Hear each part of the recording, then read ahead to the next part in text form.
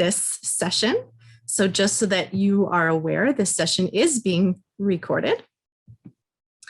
And thank you all for joining us today for the 2021 edition of Be the Change series.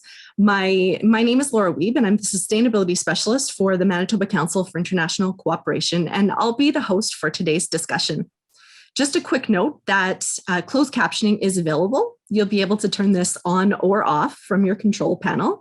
And this webinar is being recorded and will be available later for viewing on our YouTube channel.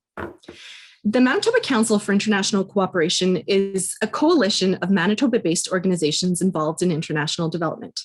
We support, connect, and amplify the work of our members and partners while directly engaging and collaborating with Manitobans for global sustainability. We develop and deliver tools, resources, and assistance designed to help Manitoba schools and educators contribute to international development, the Sustainable Development Goals, and fair trade. MCIC is also responsible for distributing Government of Manitoba funds designated for international development and humanitarian projects. MCIC manages the Fair Trade Manitoba program and is a designated fair trade workplace. MCIC's Be the Change sustainability event series encourages Manitobans to participate in activities that encourage awareness and actions that support progress in the Sustainable Development Goals. Today is Earth Day and is recognized internationally by the United Nations. This year, the United Nations wants to remind more than ever on this International Mother Earth Day that we need to shift to a more sustainable economy that works for both people and planet. This makes today's Be the Change topic, sustainable tourism, extremely relevant because sustainable tourism balances economic gain while minimizing negative environmental, social, and cultural impacts. Today, we've invited Colin Ferguson, President and CEO of Travel Manitoba, for a discussion on sustainable tourism. The format for this discussion is a fireside chat. That means I'll be hosting the discussion by asking questions, which Colin will answer. And when you have a question, you can go ahead and pop it into the Q&A. The plan is to answer audience questions as we go along, and we'll end the conversation at 1 p.m. Before we begin, I'd like to acknowledge that MCIC is based in, and that I am hosting this discussion today from Winnipeg. This land is Treaty 1 territory and the traditional territory of the Anishinaabe, Cree, Oji-Cree, Dakota, and Dene people and the homeland of the Métis Nation. Travel Manitoba is the only public-private nonprofit tourism marketing organization that provides province-wide platform to promote Manitoba as a premier travel destination. Travel Manitoba is a crown corporation whose role it is to provide leadership by collaborating with tourism businesses, communities, destination marketing organizations, and governments to realize the full potential of tourism for Manitoba. Colin Ferguson joined Travel Manitoba as president and CEO in early 2011. Since then, he's had the opportunity to travel to all corners of the province, experiencing all that makes Manitoba an ideal travel destination. Well known in Winnipeg's advertising and marketing community, prior to joining Travel Manitoba, he was a partner in Ferguson Walker Marketing Communications, and earlier, senior partner and general manager of Palmer Jarvis Advertising, Palmer Jarvis DDB, working with local, provincial, and national clients. He's also been active in the not-for-profit sector as one of the founding directors of Partners in the Park, now Assiniboine Park Conservancy, president of the Children's Hospital Research Foundation, and strategic planning and marketing lead for Winnipeg's host of the 1999 Pan Am Games. He too is the founder of the Canadian women's bandy team headquartered in Winnipeg, currently ranked 4th in the world. I have to admit, Colin, I didn't know what bandy was before I read your profile. So did you go online to figure it out? Yeah, I sure did. And it seems it's a form of hockey. Well, right? it's probably like hockey. It's very similar to field hockey on ice. I guess the ice surface is the size of a soccer field. There's a tremendous amount of skating. It's 11 players a side, and they're very similar to field hockey sticks. And I have 2 daughters that play very high level or did play a very high level of ringette playing for their country and playing all around the world. And we put a group of ringette players together, and we went into our first world championship, and we did okay. You know, we didn't do great. We won 1 game, and 2 years later we were 4th in the world, and we have continued to be 4th in the world. We just can't seem to crack that medal. but we've gone all over from Eastern Siberia to Hungary to, it was pretty wild. Anyway, that's got nothing to do with the discussion today, but thank you it was a very kind introduction, very generous. Thank you so much. So today, Colin, we have a really diverse audience, including international development professionals, education sector, and tourism professionals. So we have a variety of questions to cover a broad scope of information. We'll start with a few introductory questions about tourism in Manitoba. Then we'll move on to questions about the impacts of COVID-19 context on the tourism industry, and then move on to questions about sustainable tourism in Manitoba and set the stage. And to set the stage for the conversation today, I'd just like to show a quick video produced by Travel Manitoba.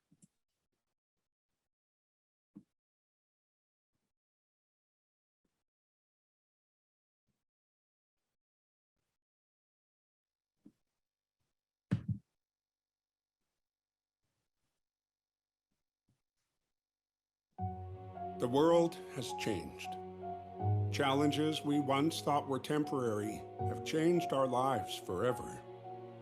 With it has come uncertainty, but it's also shown us what we can do when we all work together. As we adapted and found a new way to live, we also found connection across the miles that keep us apart. Today, the message is clear. Wash your hands, physical distance, stay home, and do your part so that we can all begin to move again and we can welcome you back. Open hearts, open minds, and open spaces. It's what waits for you in Manitoba. Here, one thing always remains the same. Home is where the heart is.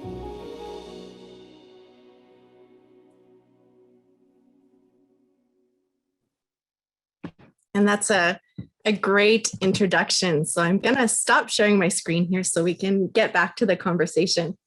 Yeah, we're very proud of that piece. That was a beautiful piece that was created in-house, and the team did an amazing job on it, and it gave people hope. It's very hopeful. And in fact, I showed this to a colleague yesterday, and he said, wow, like I want to go to Manitoba. I'm already here, but I want to see everything. So it's definitely an inspiring video. Good. So the first thing that we're going to do, Colin, is to define tourism. And so maybe I can just start and you can add to the definition in case I miss anything, just to set the context. So tourism is often talked about in terms of being an industry, but I like to define tourism as an economic activity because tourism dollars overlap with many GDP sectors like accommodation, food service, arts, entertainment and recreation, information and culture, retail, transportation, real estate, rental and leasing, for example. Because it overlaps with so many different GDP sectors, tourism dollars are often counted in a satellite account. So in terms of a practical definition, tourism requires travel of usually at least about 100 kilometers, spending at least one night, but less than 1 year in the destination, eating one meal in the destination. And it also requires that tourists, as the participants of tourism, are not remunerated within the destination. And just to note that day trips within commute distance where an overnight is not spent are still considered part of tourism as excursions. And we'll get into sustainable tourism a bit later, but am I missing anything from your perspective, Colin? No, and at the expense of repeating what some of the things you just said, I've got in front of me too, what the official definition of tourism as developed by Statistics Canada, and it resonates with exactly what you just said. But tourism is defined as the activities of people traveling to and staying in places outside their usual environment for not more than 1 year.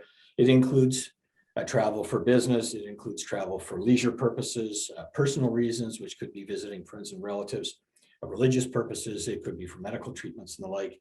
And the only difference that I have here that you have said is that it suggests that most of the travel needs to be outside of a 40 kilometer rather than a 100 kilometer distance. But tourism is also a great deal more than just the pure economics. And I know we will talk about the economics today, and certainly we'll talk about the economic impact that COVID-19 has had on the industry. And I know we'll get to that. But tourism also, I think I actually think that as a result of COVID, people are starting to view tourism a little bit differently, and they've started to recognize the impact of tourism from the perspective of the number of lost opportunities from a tourism perspective. The fact that international travel has been virtually eliminated. The U.S.-Canada border closure has caused huge problems, but it is more than just pure economics.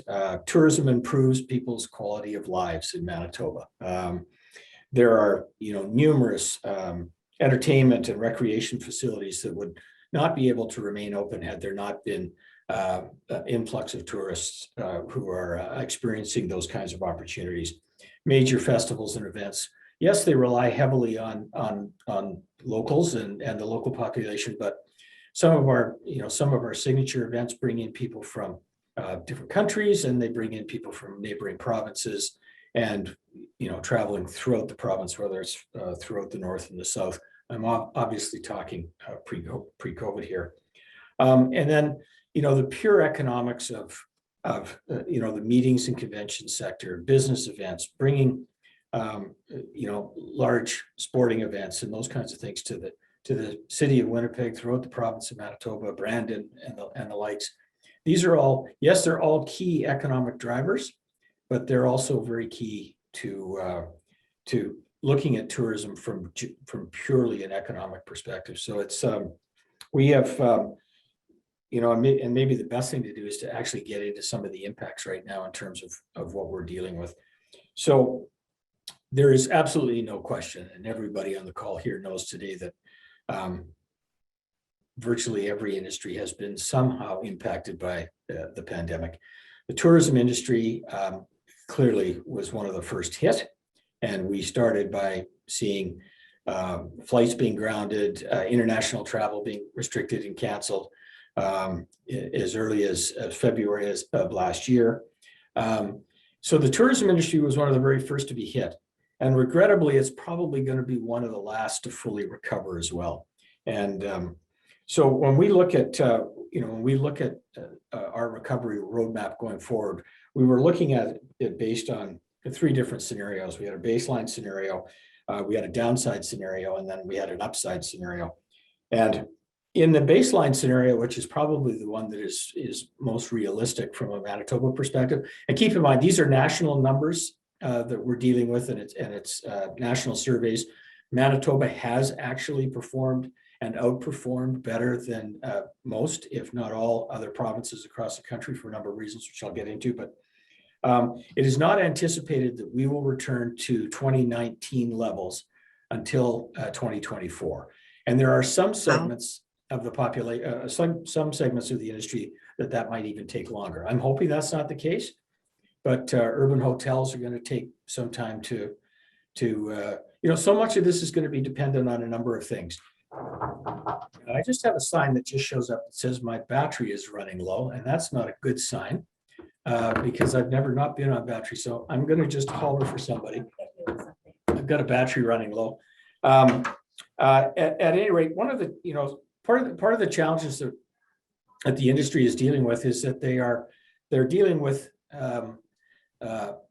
restrictions that are coming at them from all different aspects. So, for example, when we talk about the international customer, Manitoba has been a little bit more resilient than some of the other provinces because we rely less on international travel than many of the others. So if you think about British Columbia, relying very heavily on international travel coming into Vancouver or Calgary into Alberta or Toronto as a major international hub, Montreal is a major international hub.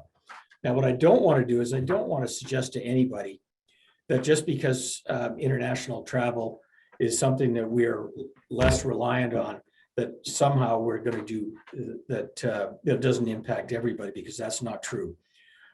Where we have seen gains, we've also seen significant losses from an international perspective. So our fishing and hunting community, for example, has been virtually devastated. The fly-in fishing and hunting component, which relied very heavily on U.S. customers, that would be one. Churchill as a world-class wildlife destination has been regrettably hammered as well as a result of the fact that we they rely very heavily on international customers, international travel, particularly coming out of the US, but not exclusive to the United States. We're seeing them coming out of France, Germany, China, Australia, the UK, all areas that have been just hammered by COVID. So we do have areas of the tourism industry that are booming. Our drive-to resorts, anybody who's trying to get a campsite, or anybody who wants to get on a trail, or anybody who wants to go cycling, and they're wanting to buy a bicycle, or they're hoping to be able to get put a swimming pool in or build a back deck. They know exactly what I'm talking about. And so one of the sidebar benefits of all of this is that Manitobans have had more opportunity to travel within their own province. That said, they are actually becoming ambassadors for tourism products in their own province. So whether they're going to places that they had never gone to before, or whether they're going to a place that they hadn't been to in many, many years, or since a child, or what have you, people are starting to move around the province. Last summer was a great indication of it. Right now, obviously, follow the public health orders. The restrictions that are in place are a challenge, because you can't move. Like if you're in the south, you can't go past the 53rd parallel, and the north can't come to the south, and so on and so forth. The Ontario-Manitoba border is closed. The Saskatchewan-Manitoba border is closed. We've got some significant challenges here. But the one opportunity is that people are actually getting out and exploring their own backyard. And that, I think, could be a residual long-term benefit, because they've now experienced how great it is to take a winter vacation up in Clear Lake, or head out to the White Shell, or get out and explore some of the museums in Manitoba. And so or in Winnipeg, and go to places that they haven't been before. And we're hoping that will be the residual holdover. Obviously, there is a significant concern. 2021 is going to be a challenging economic year. We know that. 2022 could also be an equally challenging year, because we're anticipating that as a result. We lost Colin there for a moment. Hopefully we can get him back into the call shortly. So please stand by here just for a moment and see if we can get him back on. Hey, how's that fireside chat alone going? It's difficult, one-sided. Stuff happens, and we're going to blame it on COVID. So okay, all of this is COVID related. And I think that's what we were actually talking about. We were talking about the impact of COVID on the tourism industry, and it has been significant. I think when I was being technically challenged, or by technology challenged, we were talking about the fact that with the restrictions on international travel, we have lost a tremendous amount of business in sectors such as the fly-in fishing, hunting lodges, who literally are experiencing 0% revenue this year. Churchill as a community, and I have it proudly behind me for those of you who are unfamiliar with that is in and around the Seal River area, which is a remarkable resource. But they have really been significantly challenged because they just don't have the opportunity to bring in the international customers. And so,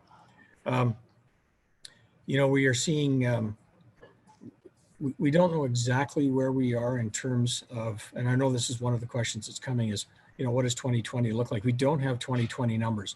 We do know that pre-COVID, going into at the end of 2019, we were at $1.6 billion in tourism revenues, which was the best year we had ever had.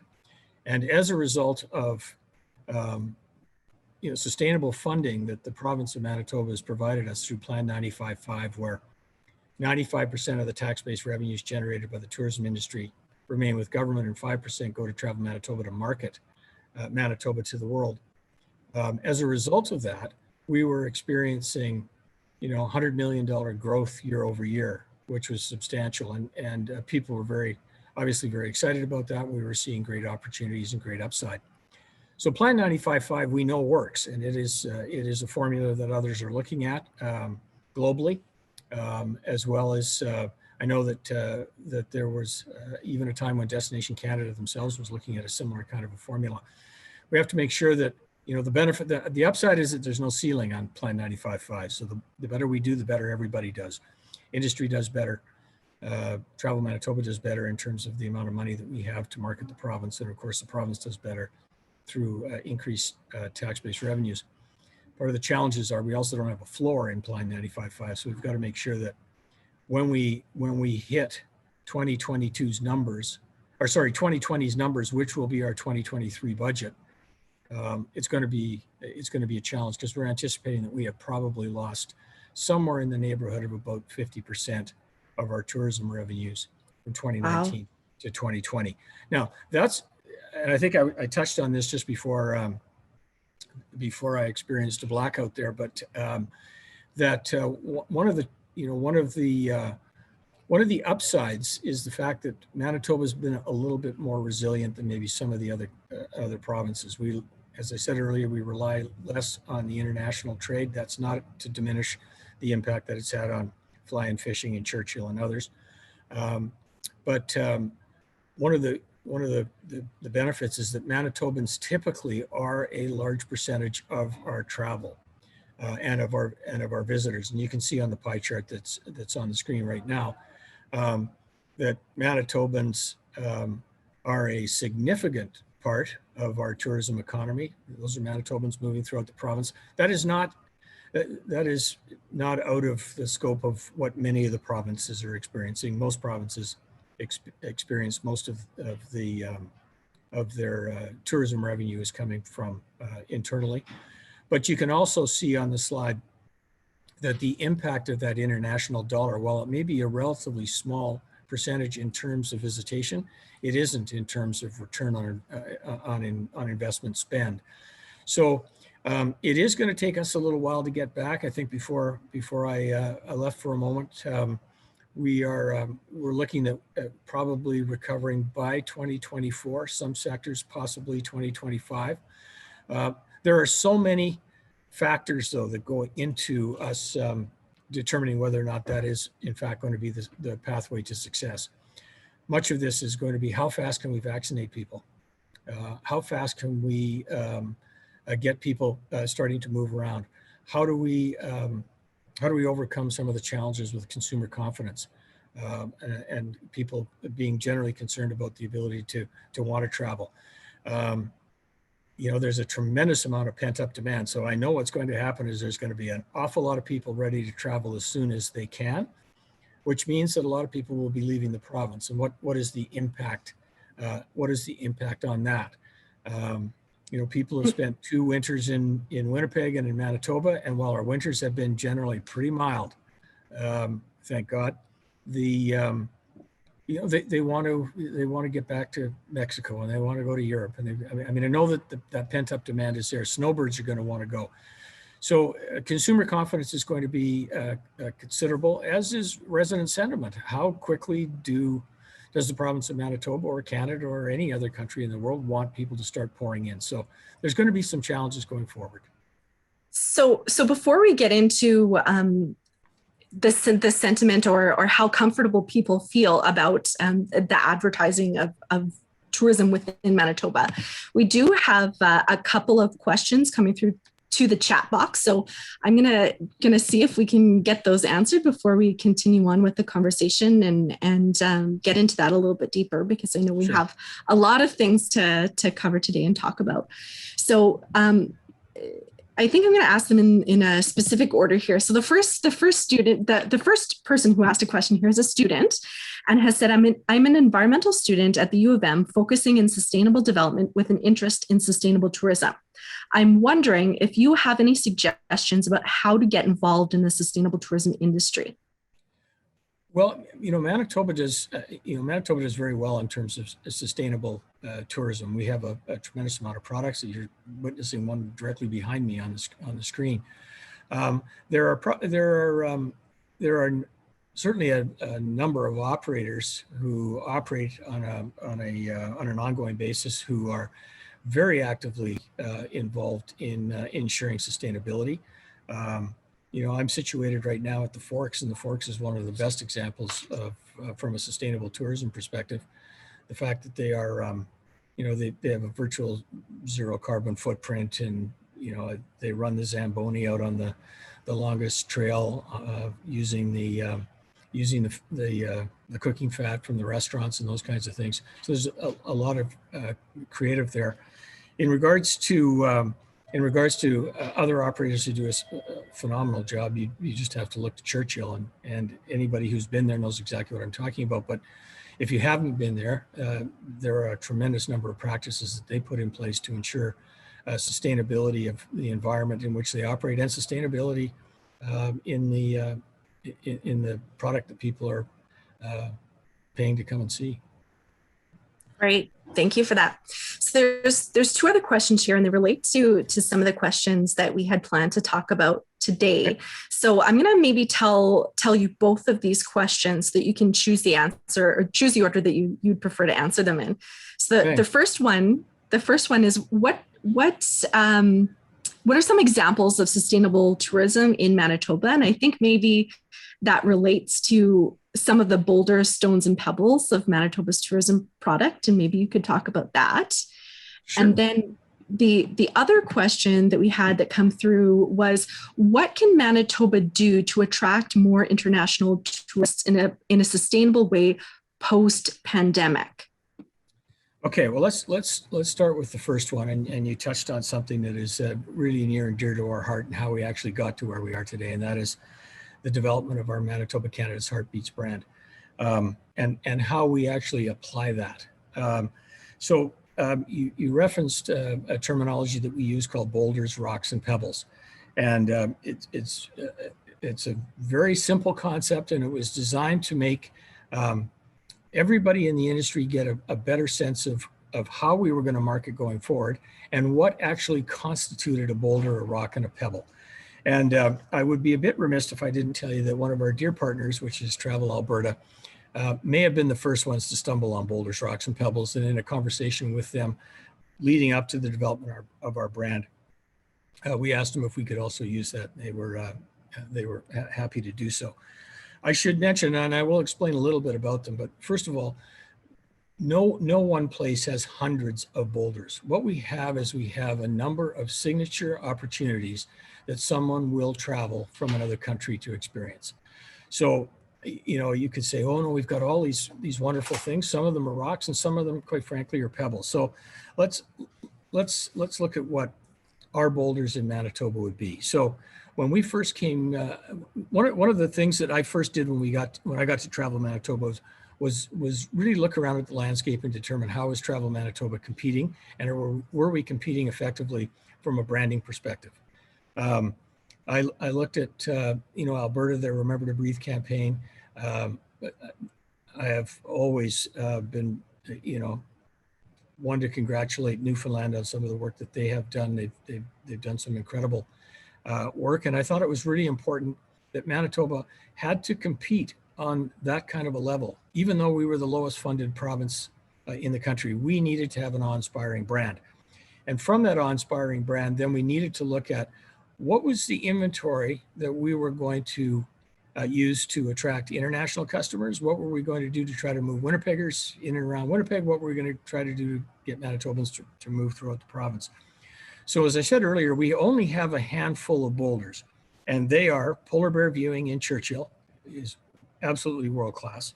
And we've got tremendous operators up there, whether you're viewing bears on foot or whether you're viewing them from tundra vehicles.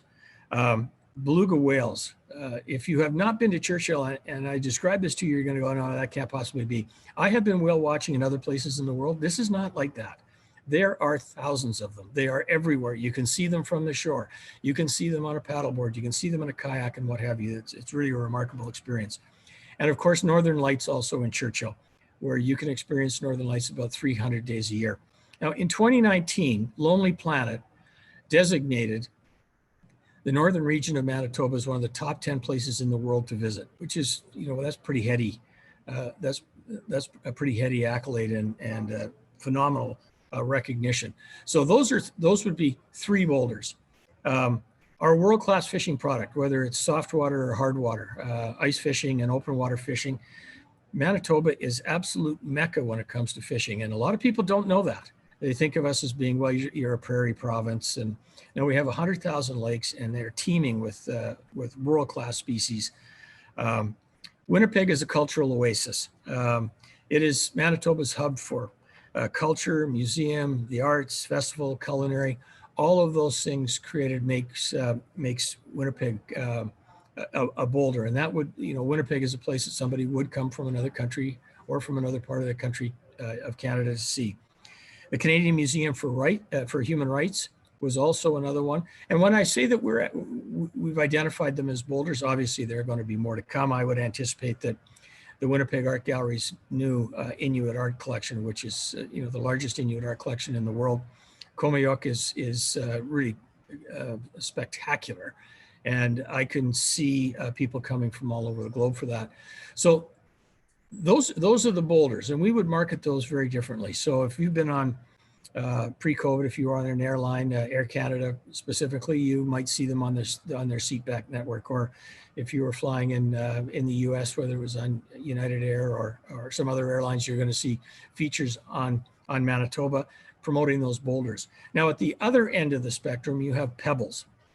So it's not likely that somebody is going to come to Manitoba for a pebble. And pebbles are going to be things like hidden gems, those unique little places that somebody says, hey, you're going to be in Winnipeg, or you're in Brandon, or you're in Portage or Flin Flon. You got to go and see this little place, or you've got to eat at this little restaurant, or here's a great gift shop over here. There's a really cute jewelry store here. And there are opportunities for people to get immersed in the place that they've already chosen to come for, but did not know that some of these other places exist. So you could have anything like from the snake dens in Narcisse to hiking and biking trails, which Manitoba is world famous for. Waterfalls, people are, they don't think of Manitoba that way. Okamic Marsh, Fort White Alive, we all know of them and fondly. And we've also created you get the Canadian Museum for Human Rights at one end of the spectrum, and it's one of 250 museums in the province of Manitoba. And we've created this category called museums, which are the smaller museums that people didn't really know about. And so those are kind of those hidden gems. Rocks tend to be a clustering of a lot of the attractions that we have coupled together. So that would be the Assiniboine Park Conservancy and what's to come there too, as well with the Diversity Gardens, Riding Mountain National Parks, our festivals and events, which are, it's amazing, from Folklorama to Folk Fest to, Morden Corn and Apple, you name it. These are phenomenal festivals that attract people, and mostly Manitobans, but attract them from other places. Winter as an experience is something that we are putting a tremendous amount of focus on. I have said many times, nobody does winter better than Winnipeg and Manitoba. And it's not just because it's cold or it's because it's consistent, which it is. We don't have Chinooks blowing through, taking things out. Yeah, sure, we have a colder winter, but it's no colder than many other places in the country. And I think we get a bit of a bad rub on that, but we've got tremendous opportunities to grow our winter product, whether we're talking about cross-country skiing, snowmobiling, ice fishing, which is anecdotally probably the fastest growing tourism product that we've got, and so on and so forth. So the boulders, rocks, and pebbles is something that really made it easy for us to determine what it was from an auditing perspective that we would market to international markets. And it also explained to the industry why you may not be included in an international ad. Your product may not be there, but it allowed them the opportunity to participate in the program. And so that has proved to be a very successful program for us. That's great. And this, so the boulders, rocks, and pebbles, it also speaks to the things that people are attracted to when they come here. But in terms of the type of person that would come to Manitoba, so we talked about, we do have international tourism, but we have more provincial tourism than other provinces per se. So who is it that is likely to visit these types of attractions. So specifically, or especially the sustainable tourism attractions, and how does that work with the explorer quotient? And maybe we can lead kind of that into marketing or attracting more tourists that are interested in those sustainable, the most sustainable tourism attractions here in Manitoba going forward. Okay, great question. So when we built our brand, and I already indicated to you, we did a bit of first of all, we did a product audit. Who are we? What do we have? What do we got to sell? And then the next challenge was building an awe-inspiring brand, which I think we have done. And we continue to enhance on that brand. You know, Manitoba Canada's Heartbeats has been fortunate to win awards everywhere. So we're intensely proud of it. So through the Explorer Quotient program, working with Destination Canada, we determined that we had two specific traveler types that were most likely to want to come to Manitoba. So first of all, Explorer Quotient was developed by Destination Canada.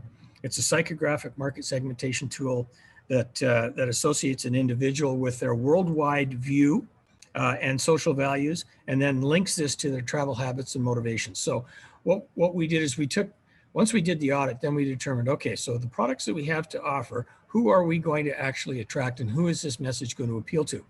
And it wasn't just, oh, okay, well, we're just going to take, you know, cultural explorers and we'll just say, okay, well, you should come and see polar bears and you should see beluga whales. That's part of the story. But it also gave us the ability to understand who it was we were talking about, and then actually talk to them in a language and with the kind of visual and marketing components that would actually reach them and that they would appeal to. So we have two: cultural explorers and authentic experiencers. We are now looking at free spirits as well. But cultural explorers, those are folks that are looking to immerse themselves in the culture of a given destination that they go to, whether they're looking for, you know, Winnipeg is a cultural oasis, whether they're looking to immerse themselves into, you know, the culture, the Francophone culture, for example, in St. Boniface. So they've come for that specific reason. And, you know, they want to share the language, learn a bit about the language, learn about the people, learn where they came from, what is their story. And so we're knee deep in that product and throughout the province. So it gives us a great opportunity to attract customers. And then authentic experiencers. So these are people who want to come and experience something that is real and authentic. And, you know, Churchill obviously fits this category very well. They are drawn by nature. They are likely to seek out things far and wide. So, you know, Manitoba competes when people are looking at authentic experiences, are looking at doing something from a tourism perspective and where it is that they might go. You know, Churchill is certainly one. Our you know, world-class hunting and fishing opportunities as well resonate there. So here again, marrying up our boulders with our international cultural explorers and authentic experiences were key. And then we did the same thing with rocks and pebbles. So it's a matter of how we first of all did an audit of the product. We did an audit of the audience that we felt was most suited for those products. And then we figured out strategies going forward as to how to attract. That's great. So I think I would like to go to asking you about Travel Manitoba undertook a survey in the summer of 2020 in response to the COVID-19 that asked Manitobans how they felt about tourism promotion within the province, about Manitobans. So I'd like to ask you if you're able to share any highlights about that survey that was undertaken. And then there's another question I think that kind of relates to the answer to that. So once you've given an explanation, I have a follow-up question from an audience member. Okay, happy to. So you're referring to Manitoba's resident sentiment scores as to how open Manitobans are to people traveling in and out of their province, and how open people, you know, and then tied to this on the other side of the equation, of course, is people's consumer confidence. So Manitoba actually scored better than a lot in terms of This is initially, the Manitobans felt pretty good about people moving around within their own province. They were largely okay with people coming in from other parts of the province, but resident sentiment really started to drop off when we started talking about international customers, the potential for the U.S. border to open. And clearly, I mean, some of this information goes back to last year, almost this time last year. So not much has changed. And so from a resident sentiment score right now, people are, obviously the public health officers are still suggesting to people to stay home. Obviously physical distance, wear a mask, all of the things that we should be doing. But when you start looking at last summer, for example, you could travel from the south to the north. You can't do that currently, and vice versa. Last summer, not at this time, but in early June, you could go to Saskatchewan and you could go to Alberta, and people from British Columbia could also travel into Manitoba. That obviously is not going to happen, and I don't know when that's going to lift. And that has a huge impact on our tourism revenues and on the types of customers that we would normally be attracting. And then heading east, right now, the Ontario-Manitoba border is closed, where last summer it was open, to include, I think, up to and including Thunder Bay. So, I used this analogy in our pre-speech this morning when I was talking about, we're kind of fixing the airplane while it's still in the air.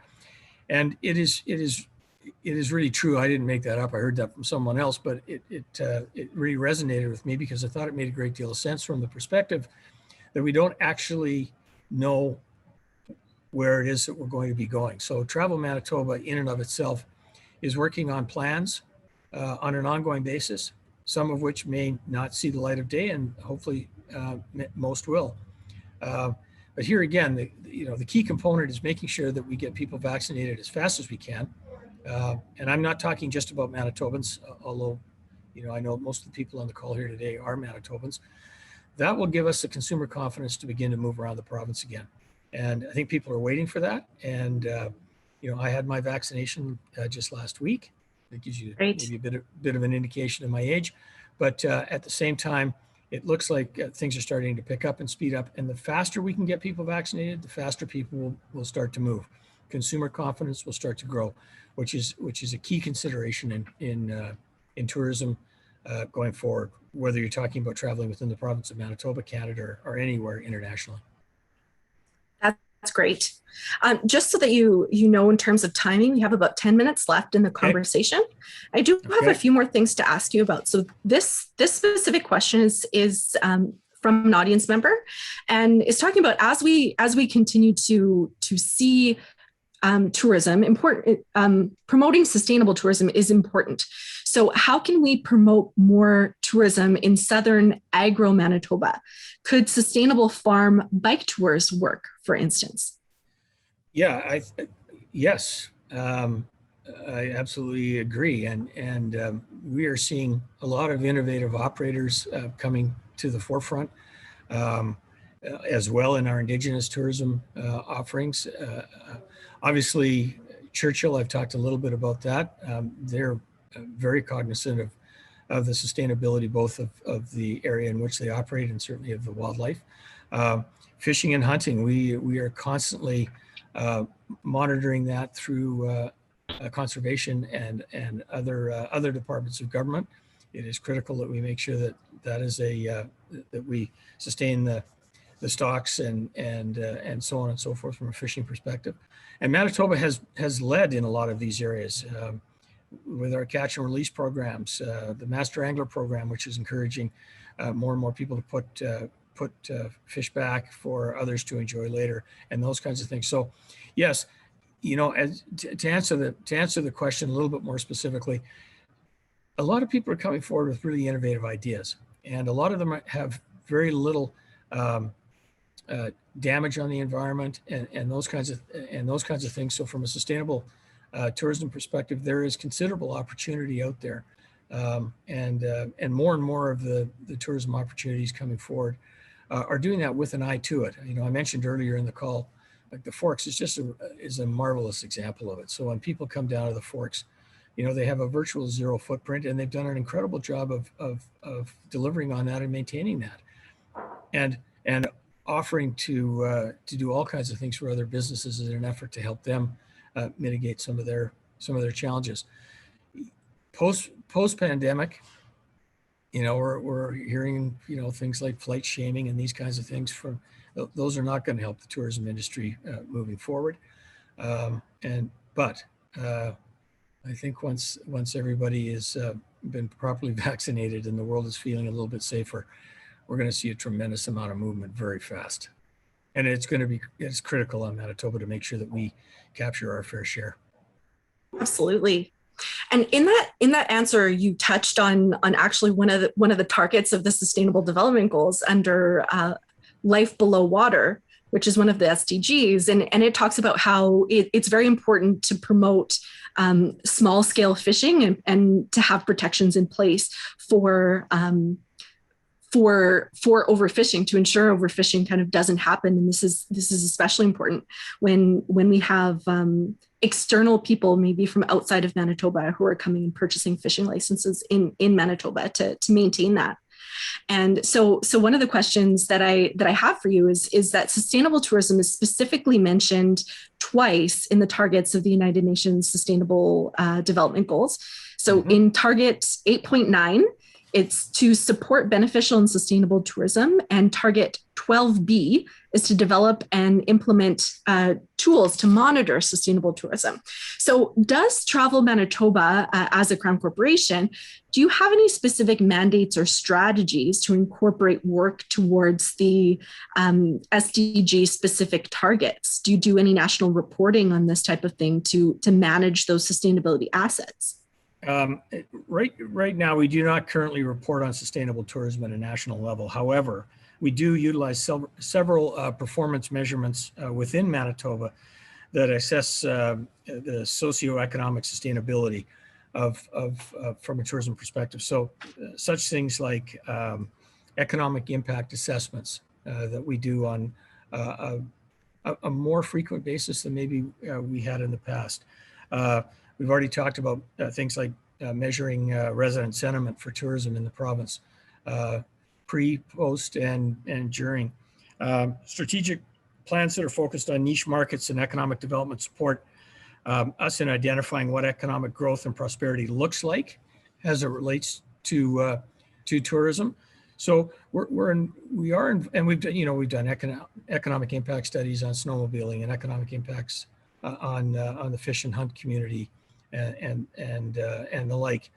And can we be doing more on that front? Absolutely, and that is something that we obviously have an eye toward. But that is an area that needs continual attention and needs to be continually monitored on an ongoing basis. Thank you.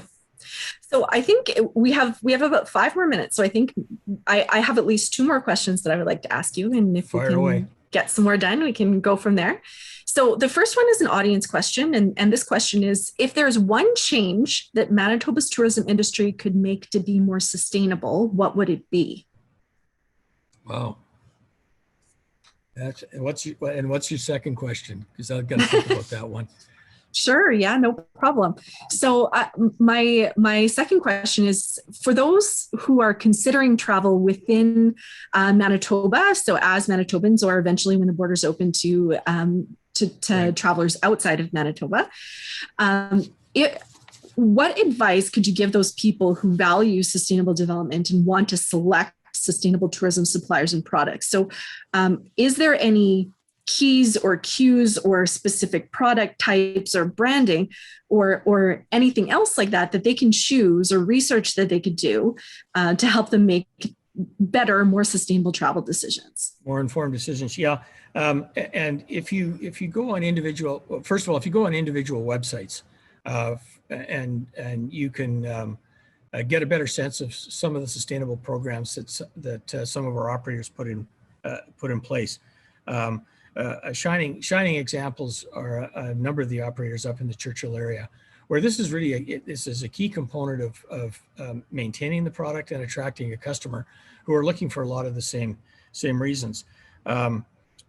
We've got, for example, an incredible wildlife provider in Churchill Wild. In 2015, they won the Manitoba Tourism Award for Sustainable Tourism, which is, really a phenomenal statement on their stewardship.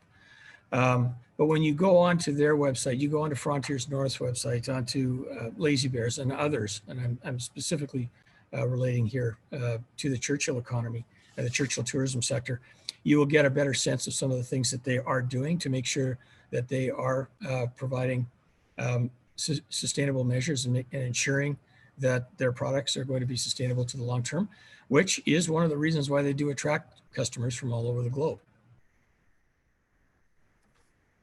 Great. And I guess just while you're thinking about that other question that we have about making Manitoba's tourism industry more sustainable, Canadian Signature Experiences, these are a program of Destination Canada, Canada's national DMO, or destination marketing organization for those who are not in the tourism industry. So Canadian Signature Experiences have to meet specific criteria to be able to be considered for this programming through Destination Canada. So is sustainability, are there sustainability considerations that are a part of the designations at all? And how many do we have in Manitoba? And could they be considered a sustainable form of tourism? Yes, they can be. We have, I believe that the number is somewhere in the neighborhood of 200 across the country. We have 9 of them. I'll give you just a quick indication of what they are. So Exploring a Canadian Landmark Tour, the Canadian Museum for Human Rights. Journey to Churchill, for those of you who have been to see it, it's incredible. It's obviously the opportunity to discover the magic of the North right here in Assiniboine Park. A Bird in the Hand at Okemos Marsh, an interpretive center. Birds, Bears, and Belugas up at Churchill Wild. Polar Bears by Thunder Buggy, Frontiers North. I've mentioned them as well earlier. The Hermetic Code. If you have not taken the Hermetic Code tour, and a lot of people don't even know that this exists, it is a tour of the Manitoba Legislature, and it is really quite remarkable. And the group at Heartland International Travel and Tours does a marvelous job on that. Pathway of the Voyageurs, which is the opportunity to see some of the sacred Indigenous sites, and that's up in the Aikens Lake Wilderness Lodge area. The Ultimate Arctic Summer Adventure, Lazy Bear Expeditions, and then a Prairie Legacy, the Bison and its People at Fort White Alive, which is also an incredible experience. So those are the 9 that we have in Manitoba. And obviously we market all of those. And then we also have star attractions, and there are a number of them scattered throughout the province, including the likes of Island Park out in Portage la Prairie. If you're looking to take the kids somewhere, that's a really good spot to go. It's a lot of fun. The Liberty Prairie Museum in Winnipeg. If you do get the opportunity to go north this summer, and you get the opportunity to go into the Flin Flon area, which is absolutely gorgeous, by the way, take in the Flin Flon Station Museum. The Farmery Estate Brewery is a really cool one up in the Neepawa area. It's a phenomenal story because it's a group of owners who purchased land that they used to have as a family years before, and they grow all their own hops and barley, and it's a really local Manitoba story, and they also have really good beer. Falcon Ridge ski slopes up the Falcon Lake area is a terrific asset. Very difficult to get a booking right now. The Sandhills Casino in Carberry, and of course the Manitoba Sports Hall of Fame here in the city of Winnipeg. So those are all those are our star attractions and our signature experiences, and we're very proud of them. There are more to come, I am sure. I would be very surprised if Comayuk, for example, is not on that list shortly. It should be. It's quite remarkable if you get the opportunity to experience that.